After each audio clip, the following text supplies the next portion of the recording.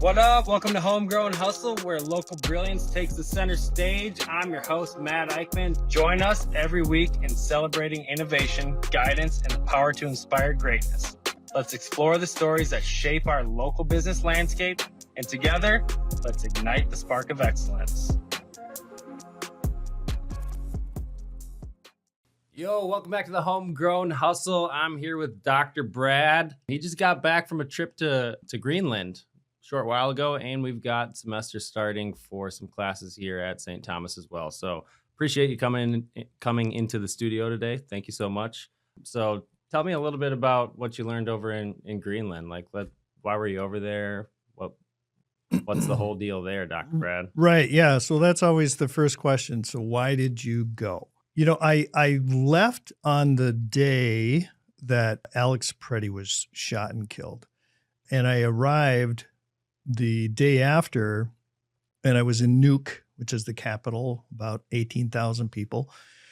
I arrived in Nuuk the day after Nuuk had gone dark due to a power outage, and the majority of the population thought the American invasion had begun, right? So it was, and I've joked with people, I went from a place of very high uncertainty, Minnesota at that time, was very much on edge, still is, I guess, to Nuuk, Greenland, during a period of, international uncertainty about the future of that semi-autonomous territory. It's ruled by the Kingdom of Denmark. And one of the beautiful things about it in teaching entrepreneurship is, I always reiterate to students and anybody, you're operating and trying to navigate in an environment of uncertainty. So stepping in from one uncertain environment into another very uncertain environment.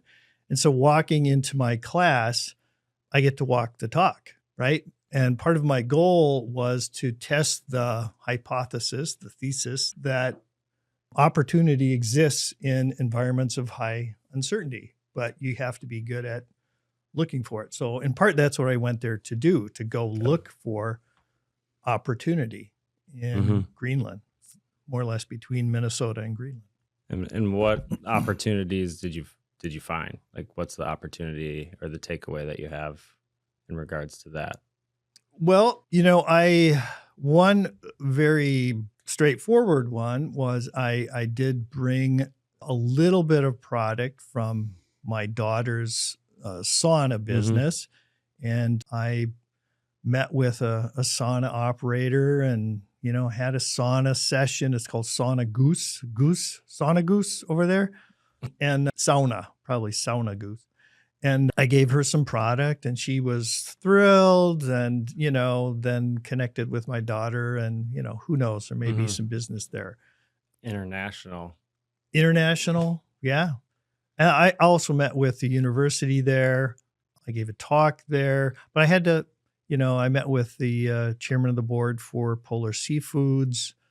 What's Polar Seafoods? It's for those of us that don't know. I think they're about $600 million a year revenue, fishery and shipping and marketing company that is the dominant market in, a dominant market in Greenland is fishing, right? Because they're right in the middle of the North Atlantic. For sure. So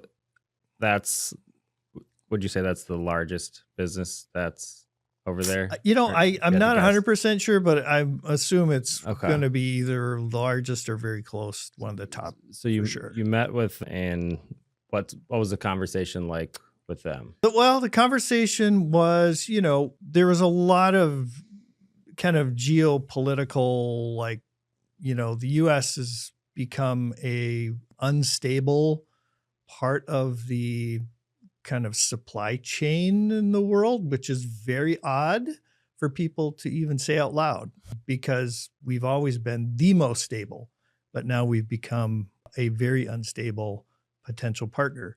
So in a business context, not just in Greenland, but talking with other people who are from, international, other countries, et cetera, is that it's all very strange that the U.S. has become kind of unreliable insofar as, thinking long-term about your supply chains, your markets, things like that. Say 180 degree shift from where we've been. So there was some of that. And there was some just very early, I'm an American, Greenland's on edge, and just, interpersonal meeting of strangers and seeing who you can trust and not trust. And so I had to kind of show up. Fortunately, I look, Danish, Northern European. So that's about 10% of the population there. The rest is Inuit, is really? indigenous. How big's the population? You said 50? About 58,000 people total for the entire but it's a big territory. It's a big island, big piece of land. Yeah, 836,330 square miles. So it's massive. It's, I mean, that's a third maybe or quarter of the United States, somewhere in there. It's huge. Did you see any cool stuff over there, or were you just straight business? Like any geographical things that were noteworthy that you got to... Oh, yeah. I joked that when I was there, because I realized it was warmer there than it was in Minnesota by about 60 degrees. It was a warm spell there. It was 30 degrees Fahrenheit and above, more or less, 30, kind of bounced back. And here it was those very cold days. It was a lot of fun. We had a lot of fun here. Good time. So I was joking, I was there because it was warmer and because Alex Preddy had been shot and the unrest in the U.S. So it's also safer here, and there's less ice. So anyhow, it turned out that in the fjord there, which goes right by Nuuk, it's massive. It's just this massive. Just imagine like the Minnesota River Valley filled with water. So if you think about the Minnesota River Valley, there's like bluffs on either side. Oh, yeah. It's beautiful. And then the actual river is like this little tiny slice in the middle. But imagine that filled with water. That's the size of the fjord. It's, miles and miles across. Wow. And once or twice a year, apparently, you'll see icebergs out there. Well, when I was there, the icebergs came. And like one day, there's no icebergs. It's just water. They just float in? Yeah, it's just water. Really? And then the next one morning, I'm like, oh, look, okay, cool. There's some icebergs way out there, right? I could see them. And then the next day, there's 10,000, 20,000 icebergs, just of every size, every shape, types of ice. They just slowly melt, or what? They just float along and off into the Atlantic. Goodness. And it's... for somebody who grew up and spent, a long time in the Midwest and think what ice looks like, you will be surprised at just the shapes and colors and sounds of ice, bumping into each other, colliding into rocks, washing on shore. That was a cool thing. And in the background of that, to the northeast of Nuuk is Sermitsiaq, which is the mountain that's on an island kind of in the middle of the fjord. You can't really even see that there's anything beyond it. It just looks like the horizon. That sounds But awesome.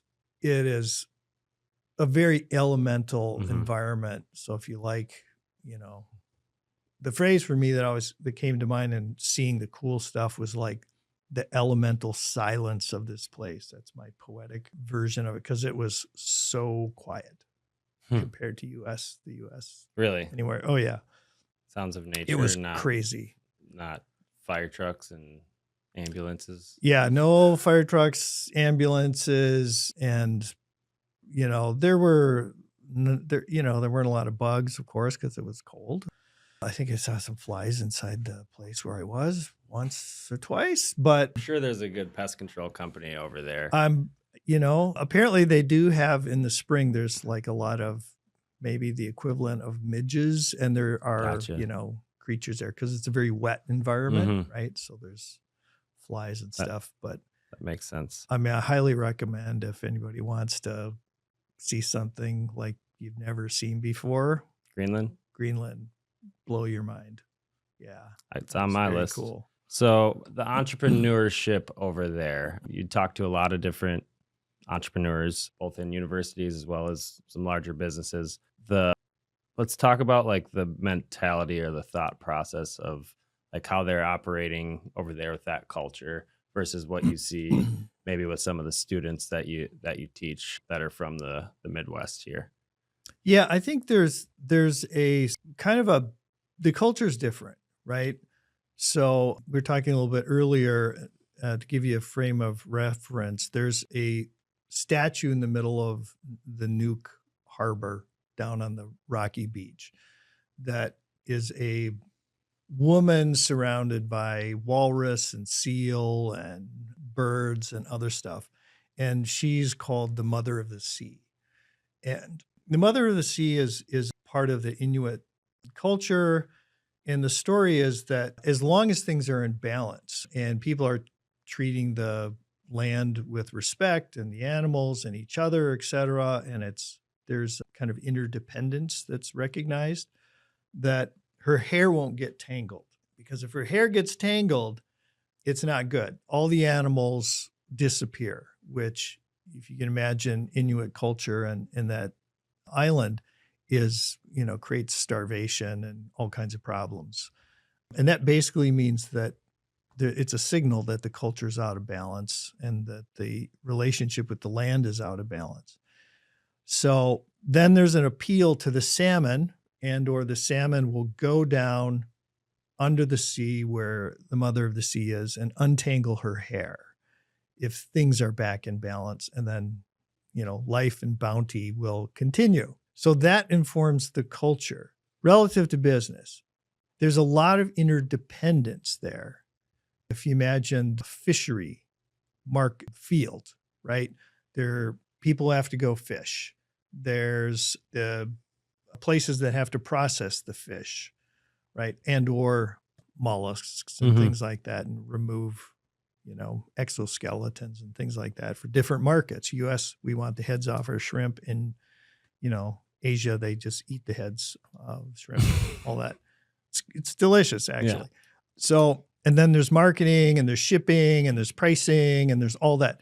That ecosystem there has an interdependence, like our Mother of the Sea. And you can't have, for example, too much profit in one piece of it without affecting the rest of it. So I think attention is paid there in a way that's different in the US. Because it all kind of comes from the fishing and this, like how that is that if some part of this ecosystem, this interdependent ecosystem, this massive part of their, I think fishing is actually the biggest part of their export. Makes sense. Is that it can break the entire ecosystem, right? So people are aware of that and they keep it in balance, right?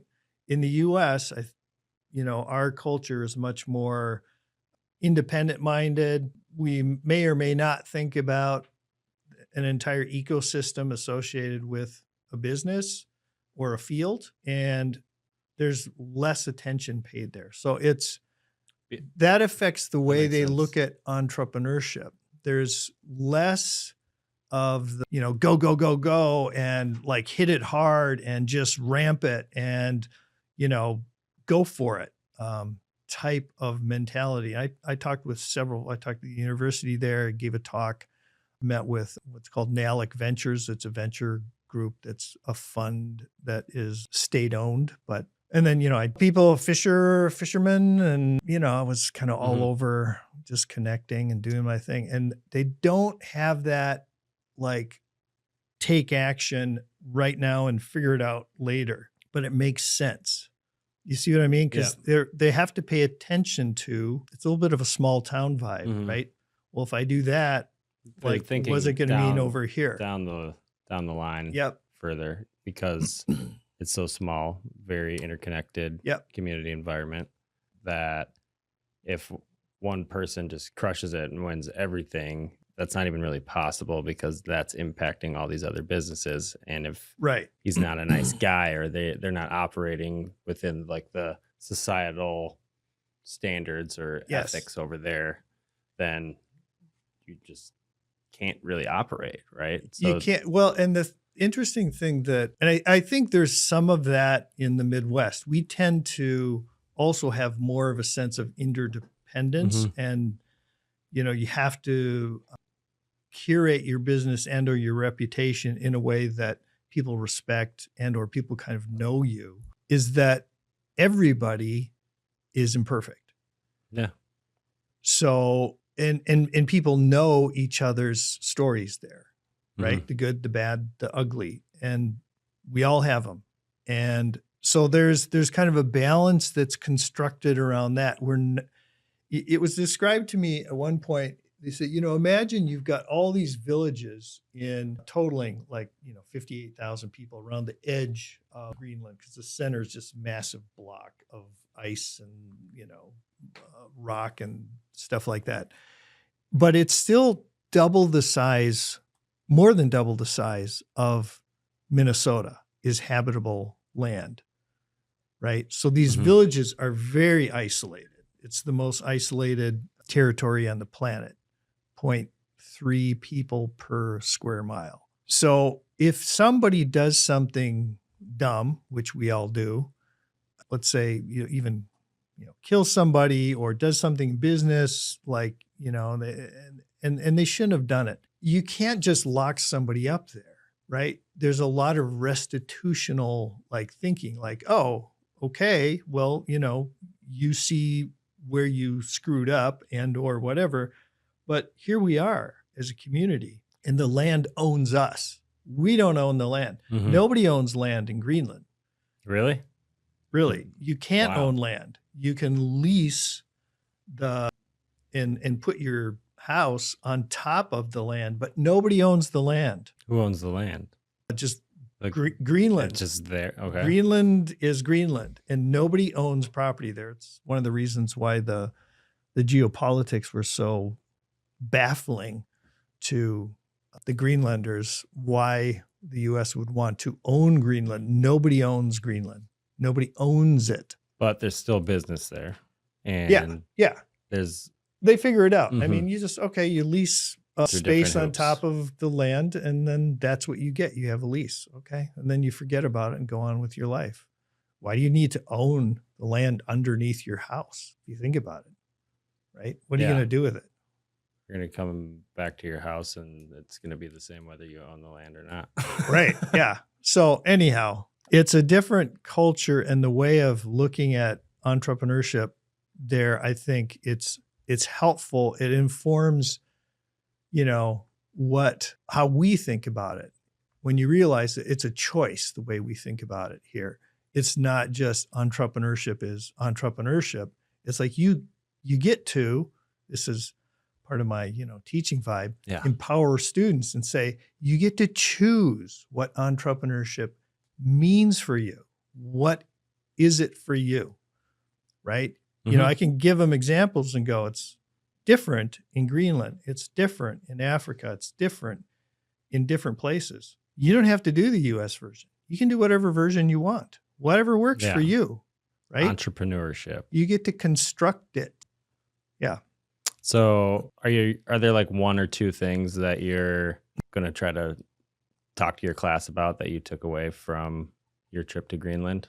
Because you got class here in an hour or so, right? Yeah. Well, I've talked to them, and partly I wanted to be able to walk in the classroom and say, I'm going to ask you guys to do things that are going to make you uncomfortable, that are going to put you in a position of being very uncertain, and you're going to have to navigate in that. And I was just in Greenland. It was during a period that was very fraught. I considered at different times not going because I'm like, I don't know, is there going to be a military invasion? There was. Really? Well, at one point there was, it was very unsure. What is the U.S. going to do in Greenland? And I thought, well, I'm going to go because I can walk the talk. I can walk into that room and say, I'm going to ask you to do uncertain things. Here's what I just did that was highly uncertain and a little scary, and figure it out. And I didn't know. I knew one person in Greenland when I went there. And by the end, I had met with, I don't know, dozens. And it was fine. So that right there, I think, Yeah. is interesting. Like ability to go network. Like you just decided to go. You knew one person there. Yeah. The ability to network and just have conversations that opens so many doors for people in business, and it like just being able to engage in that type of interaction and try to learn something about that other person, it can just create opportunity. But when you don't engage in those conversations, you're kind of limited to your own thought process. So that ability to just go there and start meeting people, and like, can you talk a little bit about how you ended up having dozens of meetings when you just knew one person? Yeah. And I mean, It's interesting I to would me. add to that the person I went to see, who I've known for a long time, is a part of Greenland Air, so which is the airline of Greenland. Gotcha. And he had to leave because of geopolitics, because it was unclear militarily what was happening around the airspace, et cetera. So he was not there. But the principle in entrepreneurship is to get small commitments from people, right? So people you don't know, you set up small commitments. Will you meet me at, Puccini's coffee shop at Nuuk Center? Yes. Okay. Can we meet at, there's a place, Nuuk Hostels, which is, a place of hostels and stuff. And there's also a restaurant. I met the professor from Nuuk University out there, and we talked through her dissertation on entrepreneurship. And these small commitments, then you weave kind of this, it's called a crazy quilt Yep. in, effectuation theory. And that becomes the space that you start to navigate in. And it also constrains you, because you're like, I'm making this commitment here, so I'm a bit constrained. It's a loose kind of constraint. But after a while, you build out this network, and you've got goals, and you find out other people's goals. You try to help them. They're trying to help you. After a while, you build trust. And all of a sudden, then a marketplace starts to show up. I've used that in, when I created the newspaper in Eden Prairie, 5 years ago, with the Entrepreneurial Jubilee. Mm-hmm. It's a process of these small commitments. You find out who's going to commit, Mm-hmm. even just conversations, cup of coffee, or, hey, could you send an email to this person and help me connect with them, or whatever. I really want to meet this person. Yeah. Could you connect me with them? Blah, blah, blah. And you kind of feel your way forward. And all of a sudden, you see the opportunity. You see the point where value and money can be exchanged, and you just go. Yeah. And that works. So that's how I was able to meet quite a lot of people. Yeah. I was passed forward. Just put yourself and I out put there. myself And, out there. you should meet this person. You should meet that person. Right. So I think that's something that people can really take away, especially if you're early on in the stages of starting a business, or you've been growing a business and you're trying to get to the next level and you don't know how. Well, start talking to other people that run businesses, Yeah. right? And asking for those small commitments like you're talking about. Yep. And that can open a lot of doors. So that little, just being willing to be vulnerable and have that conversation is so incredibly important. And some people that I know are the most successful, they oftentimes go in and they don't have a plan for the conversation. They're just there and engaged in whatever's going on. And they're incredibly authentic, right? Yeah. What do you think about when people are networking or going through trying to meet people and find those opportunities like we talked about, but they think they're supposed to act or behave a certain type of way? I'm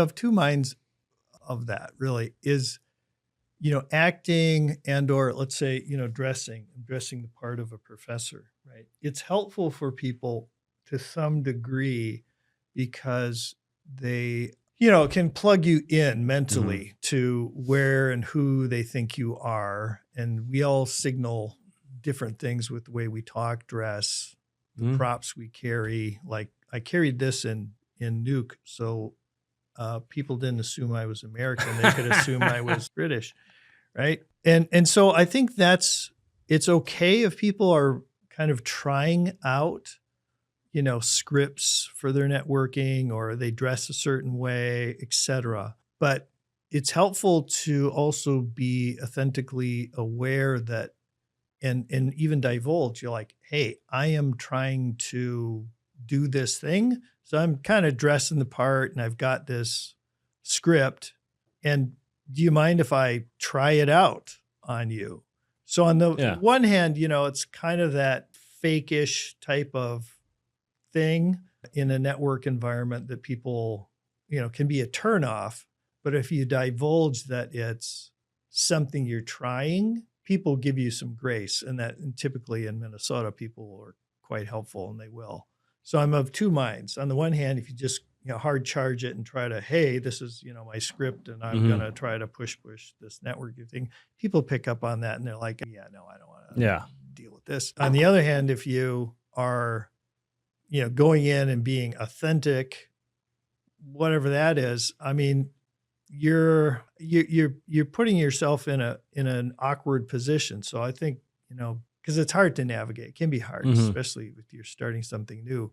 But if you kind of do a little bit of both, then people are like, oh yeah, that's normal. That's what most of us do, I think. So that makes sense. In the interactions I've had, I've oftentimes come across people that, especially in like a younger generation, where they're coming in, they're meeting with people that are older than them, they're further down the line in their business, and there's a level of uncertainty or like less than that other person. So they're kind of timid a little bit, right? Sure. Yeah.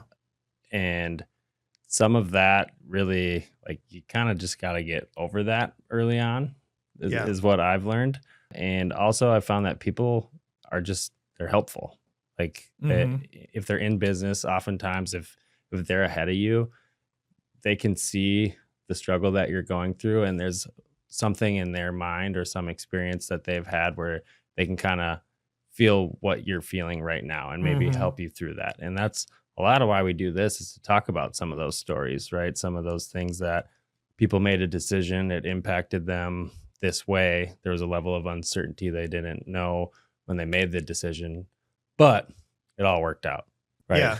That in a way maybe that you didn't expect it to, right? Yeah, I think that makes a lot of sense to me, because young people, they don't know stuff.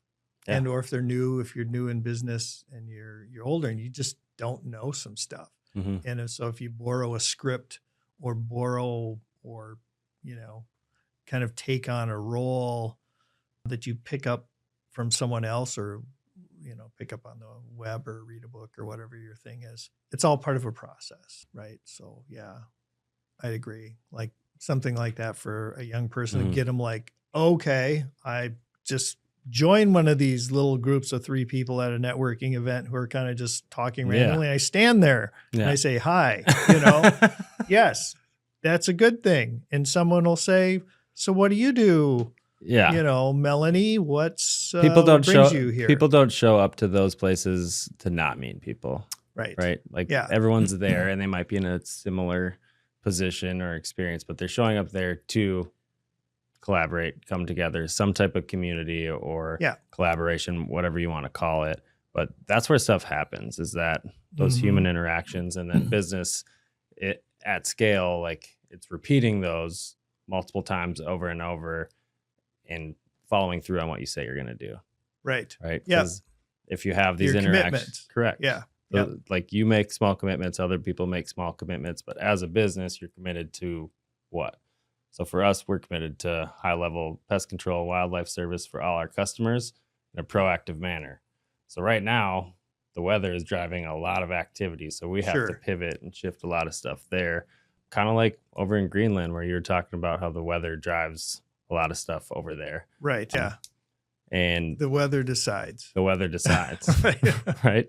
So the weather decides a lot of things in business, right? Especially when it's anything around harvesting crops or food, or like for us, the animals or the insects that are the nuisance to our customers, that's getting triggered when a season changes, not when the month changes, right? So for us, paying attention to that, and not just having this really structured plan where this is how we're going to do it on the 10th of every month, we're going to go do this. Well, what happens if on the first of the month, that's when the bugs started being the issue? Well, we got to Right. get out there sooner and make sure we're managing those customers' issues. But that ability to kind of, what's the word, pivot, right, within business, Sure. and Yeah. and have a little bit of flexibility instead of this like super rigid, this is a plan, I'm gonna stick with it even if the weather is giving me a different playing Right. field, right? Any advice to people that are going through something like that where they had a plan and something changed it, whatever it might be? I think both in Greenland and in the Midwest, because there are seasons. Mhm. And stick with me here, because I'm sticking with you. Stick with me. So this is the academic. I think his name was David Nobles at the University of Minnesota. And he talks about two types of visions and two types of kind of then operating in the world. Is in the Midwest and in Greenland, we are very bound to our seasons and the rhythms of seasons and weather and community festivals, the fall festival, the Easter and or whatever festivals kind of help us recognize that there's a rhythm to the world. Now, when you're in a business that is affected by the rhythms of the world, like pest control, that mirrors our culture in a lot of ways. Is that then the thinking is, well, and in Greenland too, the mother of the sea, there's a rhythm to things. There's an interdependence to things. We're part of this world. Even our cash flow is part of this rhythm of the world. There's another way to look at a vision, and that is to think of it like that you aren't part of the rhythms, that you're escaping the rhythms of the world. And that if you just make enough money, that you don't have to think about rhythms. You don't have to think about seasons. You don't have to think about these things that affect you, like family life, children, seasonality, like the wheel of, the wheel of life. Sometimes you're up, sometimes you're down. Like that usually hits everybody, right? Good times, bad times. But there is this way of thinking, and I will point at Silicon Valley and some other places, a lot of the financial service industry, is that if you just make enough money, that there's an abstract space that's this vision of the future, and you will escape all those messy rhythms, right? You'll escape dealing with kind of the rhythms of family life, and it's very compelling for some people. It's this, we're going to go live on Mars thing, or we're going to upload our consciousness to silicon stuff. I mean, I've talked to these people. I don't hear a lot of those conversations in Minnesota. Well, I mean, if you go to Silicon Valley, you absolutely will. I guarantee you. And it's this kind of technological, triumphal, like we're escaping all of that. And it drives folks. And so they build products, and I'm not a Luddite, but they'll build products that disrupt entire markets, that change the way we might think. Think about social media, because they're not thinking about the rhythms of life and that connection. They're thinking about the bliss of escape from all of that we can escape that. And isn't that great? So that's Noble's proposition. And I think in the Midwest, we are much more tied to the rhythms, structure of what do I want my business to be part of? What is the vision of it? Does the weather decide? Or do I just always decide?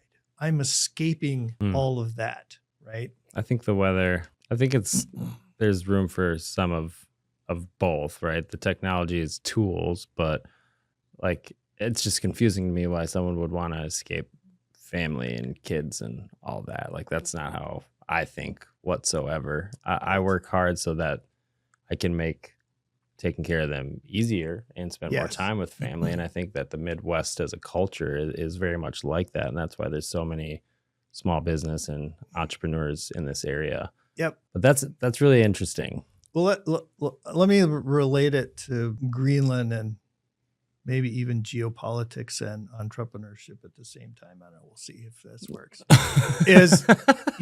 If you've got, when I was going there is, I think it was Stephen Miller and the Trump administration talking about, the world is created based on force, strength, and power. Like that was a quote. Like that's the way the world works.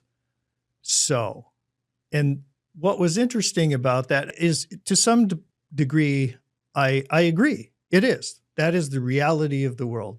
Force, power, and strength really determine a lot of geopolitics, business, all this kind of stuff. However, where I disagree is that is put in the position of the first principle, right? That's necessary. That is the necessary first principles. In my world, and I would suggest possibly in yours, Matt, is that those principles serve these other things that are kind of sort of maybe, I'll use the word unnecessary: freedom, family, choice, creativity, individuals.